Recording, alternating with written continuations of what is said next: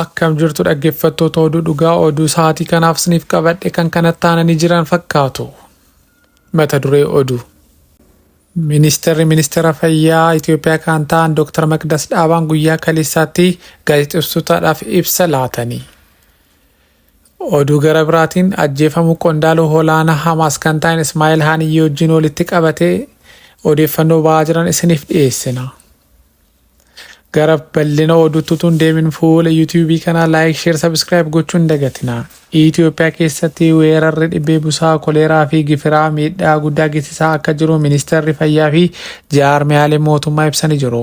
Kaleessa gaazexeessitootaadhaaf dhimma kanarratti ibsa kenname Ministeerri Fayyaa Itoophiyaa Dr. Maqdas Dhaabaan dhibeewwan kun miidhaa darbaa akka hin geessisne xiyyeeffannoo akka hojjetamaa jiru ibsanii jiru. Jaarmiyaa mootummaa biiroo gargaarsa namummaa yookiin OCHA gabaasa dhimma kanarratti xiyyeeffateen kaleessa baasanii amajjii haga waxabajjii darbee kan Itoophiyaa keessatti namoonni miliyoona 2 ol dhibee busaadhaan akka qabamanii isaan keessaas yeroo eerame kana gidduutti namni 182 lubbuun isaanii akka darbee himamee jira. Akka biyyattiitti tatamsa'insi dhibee busaa yeroo ammaatti sadarkaa weerara jedhamu irra hin geenye jechuudhaan Ministeerri Fayyaa Itoophiyaa Dr. Maqdas Dhaabaan dubbatanii jiru. Waggoota 12 darban keessatti tatamsa'insi dhibee kanaa hir'achuusaa, waggaa tokko darbe keessatti hanqinni hubannoo dhabuu hawaasaa fi sababoota biroo irratti kan tatamsa'insi dhibee kanaa dabalee jedhanii himanii jiru. Aanaalee 250 tatamsa'insi dhibee busaa itti dabalee keessaa hojii talaallii, hordoffii fi to'annoon hojjetamaa jira. Ji'a tokko darbe keessatti lammiileen 7,000 ol yaalii fayyaa argatanii jiru. Qorichootni lammiilee gara miliyoona 2 qorichootni lammiilee miliyoona 2.7 yaaluu danda'u biyya alaatii galfamee jira jedhani. Waggoota 3 darban keessatti agoobarri miliyoona 30 ol raabsameera. Torban darbe keessa agoobarri 500,000 ol torban darbe keessatti agoobarri 500,000 ol waan galeefi ni raabsanaa jedhanii himanii jiru. Dr. Maqdas Dhaabaan itti dabalaanii meeshaaleen qorannoo saffisaa miliyoona 7 ol akka galanis taasifamee jira jedhanii jiru. Kana malees guyyoota darban keessatti manneen miliyoona 1.8 ol keemikaalitti biifamee jira jedhanii dubbatanii jiru. Oduu gara biraatiin daldaltoonni gatii hin malle dabaluu irraa akka of qusatan biiroon daldalaa Oromiyaa hubachiisee jira. Biyya kana Itoophiyaa keessatti torban kanarraa eegalee imaammanni bulchiinsa sharafa alaa haaraan hojiirra ooluu hordofee daldaltoonni carraa kanaan fayyadamanii faayidaa hin malle argachuudhaaf yaalan mul'achuun biiroon daldalaa Oromiyaa ibsee jira. Biirichi ibsa baase irratti daldaltoonni odeeffannoo dogongoraa gatii meeshaalee ol ka'aa jechuudhaan gatii hin malle dabaluu dhoksuudhaa fi kuusaa irraa akka of qusatanii hubachiisee jira. Daldaltoota gatii hin malle meeshaa irratti dabalan irratti tarkaanfiin bulchiinsaa fi seeraa kan fudhatamu ta'uu fi kana raawwachiisuufis koreen koomaand poostii sadarkaa hundeessuu irratti hundeessee hojiitti galuusaa ibsee jira. Ibsa biiroon kun itti dabalataan baase irratti hawaasni dhaabbilee gatii seeraan ala waayitaa arguu waajjiraalee daldalaa naannoo isaatti argamutti eeruu akka kennu waamicha dhiyeessee jira. Oduu gara biraatiin waliigalteen liqii Itoophiyaa fi Waldaa Misooma Idil Addunyaa yookiin IMF jedhamee beekamu gidduutti ta'ee mana maree paarlaamaa Itoophiyaadhaan ragga'e. Manni maree bakka bu'oota uummataa yaa'ii ariifachiisaa kaleessa waaree booda gaggeessanii labsii waliigaltee liqii maallaqaa Waldaa Misooma Idil Addunyaa fi Itoophiyaa gidduutti ta'een sagalee caalmaadhaan raggaasise.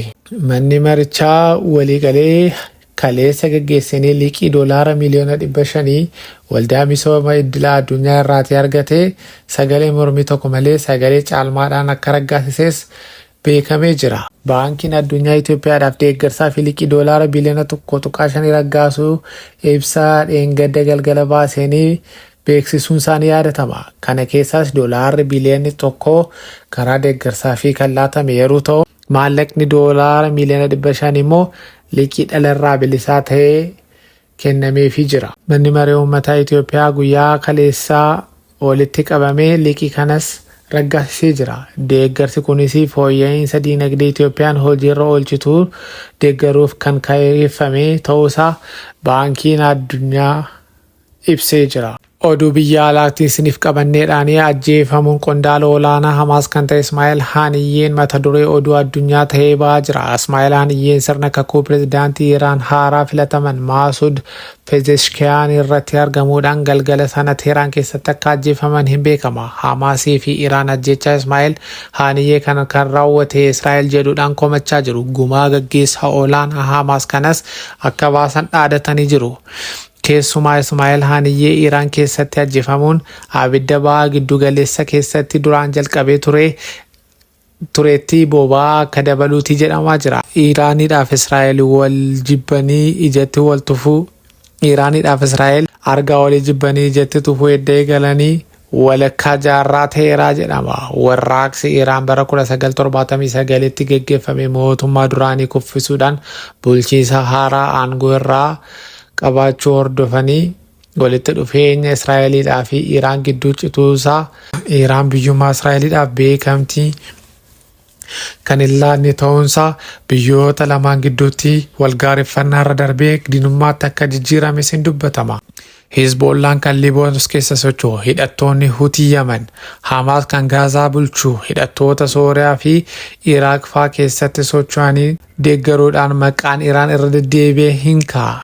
Kana jechuunis Israa'el olloota isheetii fi diina jettee kan yaadduu baay'ee qabdi. Gaazaa, Hamaas, Hezbollaa, Islaamik Jihaad, Hutii Yamanii fi kanneen Sooriyaa Iraaq keessa socho'an kan deeggartu Iraan jetteeti kan isheen himattu. Ajjeefamu qondaala olaanaa Hamaas kana Israa'el anatu godhe jettee amantu baatus ragaan hedduu akka agarsiisanitti kanaan dura ajjechaa garaagaraa kan raawwachaa ture Israa'el ta'uu isaatiin kanas kan raawwatte Israa'elidha jedhameeti kan amanamu. Israa'eliidhaaf Iraan ji'oota darban keessa walitti dhukaasaa akkasumas diroonotaadhaan fayyadamanii olii isaanii haleelaa akka turanis hin beekama.